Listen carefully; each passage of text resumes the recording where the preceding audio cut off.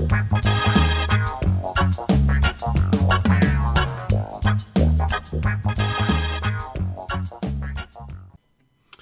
all, welcome to another Rasta-Maze painting video. So here I have one of my upcoming dial covers that I thought I'd paint.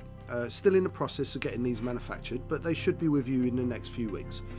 So I've got a Elite dial, and I'm going to start off by putting a base coat on with Vallejo Model Air Leather Brown.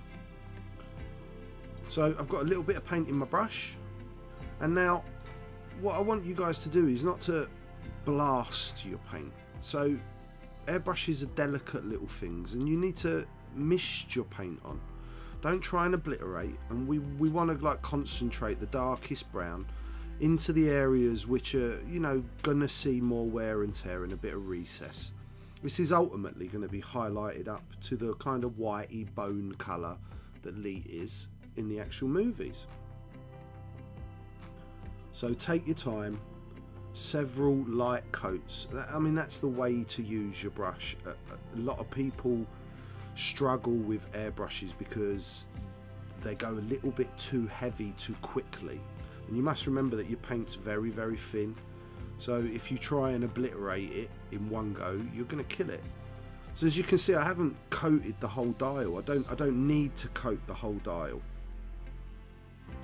Now I'm moving on to the primary colour for his armour, which is bone white, and we're going to mix into the bone white, but this is going to be the first of our main base colours. The brown we've just put on can be looked at as a pre-shade, so we're just trying to put some darker areas in.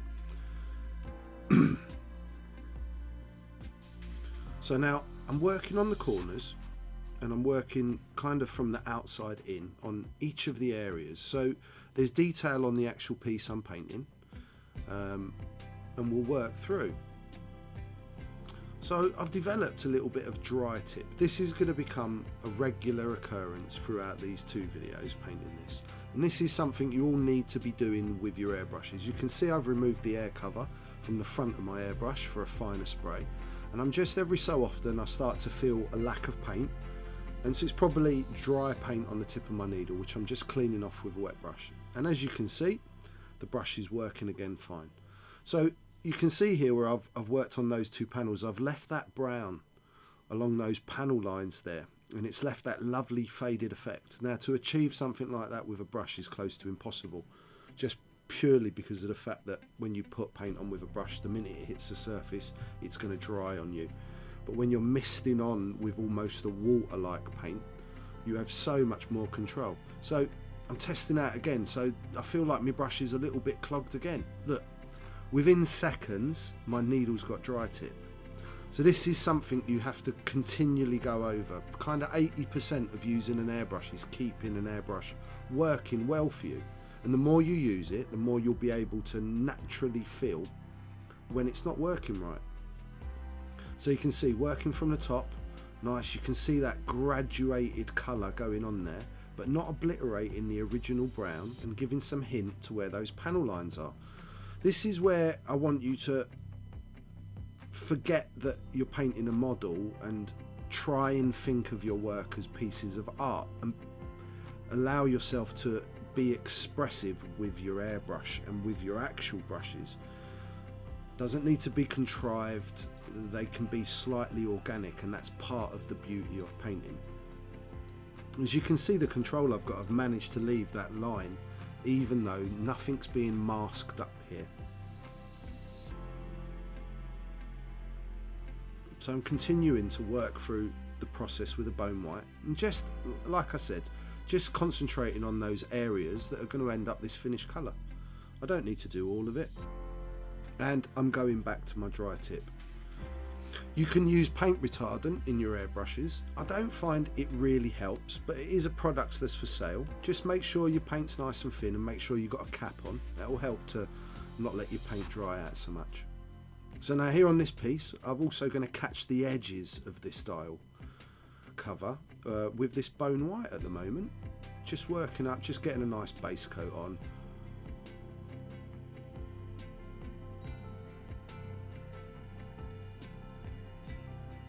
flipping it over, I just want to catch the edges of this dial cover. Now, you probably won't see any of this because it'll actually be mounted on an FFG dial cover, but I'm pretty OCD and I can't cope with the fact that the colour doesn't come round, so you're just going to have to live with my ways. So there we go, that's the first highlights started to be built up.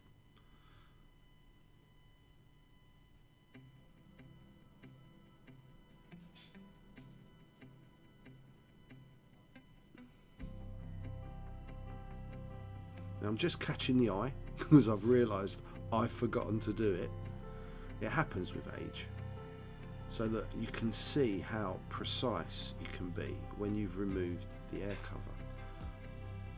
Look at that, I haven't even caught the edge. I'm leaving a tiny little darker edge right on the corner of that eyelid. That's cool. The more you use your brush, the more you practice, the more control you get, the more comfortable you feel with it in your hand. Remember, an airbrush is not about speed, it's about using a specific tool to achieve a specific look. You will see later on in this video there's quite a lot of brush work that gets done as well, because it's the right tool for the job that I need to do. So just going over, making sure I've got a strong enough base colour in those corners, because the more you build paint in layers, the stronger the opacity becomes. This is also a technique you'll learn with your airbrushes, that you can build colour with the same colour. So, bone white time. Now what I'm going to do is I'm going to keep adding bone white into the mix. So I've probably put about 50% bone white. Now, always thinking about light source, always thinking about where I want to leave shadow, back into the same sort of places, so working from the corners. Now I'm accentuating those light catches. I'm also being slightly abstract in places because I want to paint a picture. Remember, you're trying to paint a 3D image on something that is realistically flat and 2D. And you're using your paint to create that three-dimensional look, that lighting, so to speak.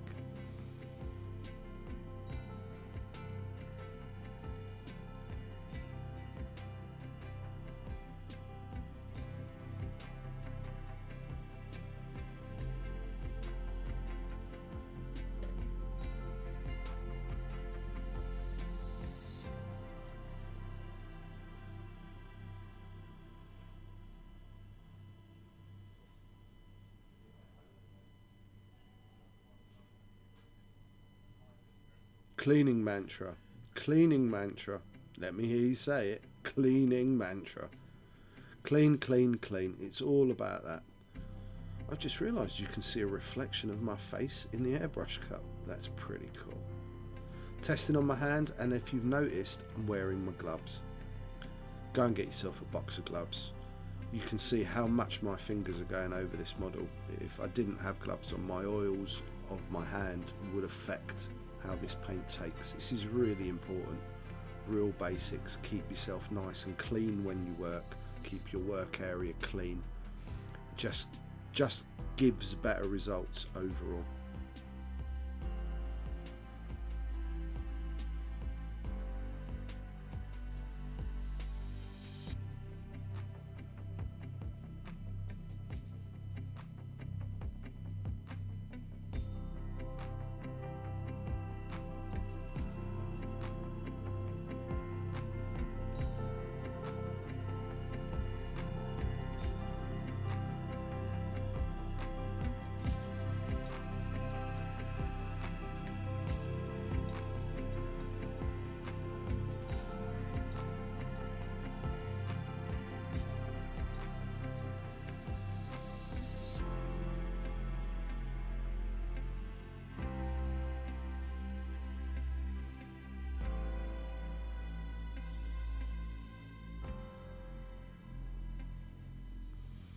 So it's time to step up the highlight.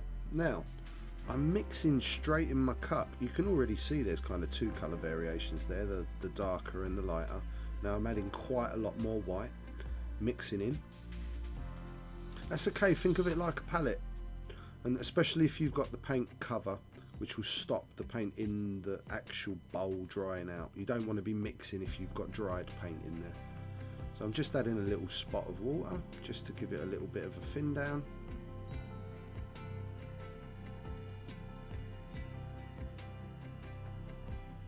Making sure the tip of the needle is clean and free from dry paint. As you've seen me do 50 times already, and you'll probably see me do another 50 times. Test on my hand, it's my favourite thing. I've got 2 of them. There we go, getting a nice paint clean. Just that test, I've cleaned the tip off, so I know that my first pull of that trigger, I'm going to get the spray I want. Now, more concentrated on your edges and corners. You don't want to obliterate, you just want to catch edges of things now that we're starting to step up to what's close to pure white. So you don't want to lose the bone, you just want to create highlight points. Take your time, enjoy the process. Feathering, less is more really. You can always build it up, you can never take away. You will find as well with the removal of the nozzle at the front, the paint, the air guard, so to speak, you'll have much finer control with your airbrush. And this is not the smallest airbrush you can get. You can get finer needles, but even with this airbrush, which I'm still using, my Iwata Neo, it's very fine. You can really be very specific with where you want the paint to go. Catching those edges. These sort of highlights will obviously show more when you're doing this for yourself. On a video, because we're dealing with primarily very light colours, the graduation in colour is going to be harder for you guys to pick up. But trust me, it's starting to look three-dimensional.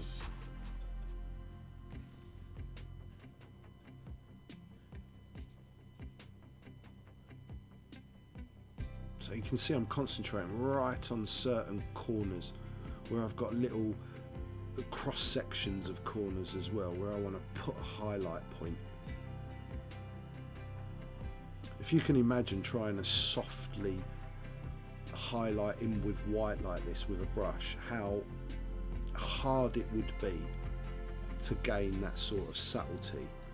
I mean, it just, I certainly, it would be beyond my capabilities with a brush. Certainly with acrylic paints, I'm sure with oils that have slip and have much longer drying times it would be possible, but with acrylic paints I don't think there's a way of really keeping them wet enough. So I'm just going to move on now. We're pretty much done with the highlights, and I'm going to be mixing a dark green and sick green to start to pick out a few of the detail areas on this leaked dial cover. So I've done a little movie reference, and he seems to have a green band along the top and a couple of details. And now I'll tend to use a bigger brush than most people would expect. I like a slightly longer stock to hold my paint. I find they paint much better than when you're trying to paint with tiny little brushes. As long as you've got a good brush with a good tip, the stock will feed what you're doing. You'll see here that I get quite a lot done before I need to retake paint, because the stock's feeding it, so it works a little bit like a pen. You don't want to be trying to do base coats and putting in detail with tiny little 3 hair brushes. I have a tiny little 3 hair brushes, and the only thing I use it for is highlighting stars, tiny little stars in canopies. Generally my brushes are bigger than most people would use. As long as the tip's fine, it just gives me better control. You can see how easy it is to strike a line.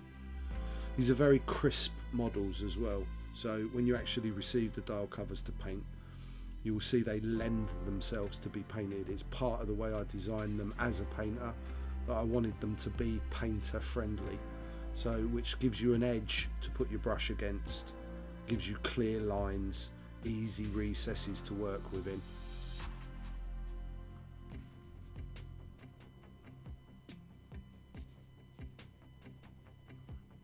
So Elite's now also got these 3 little parts at the front that need to be in green.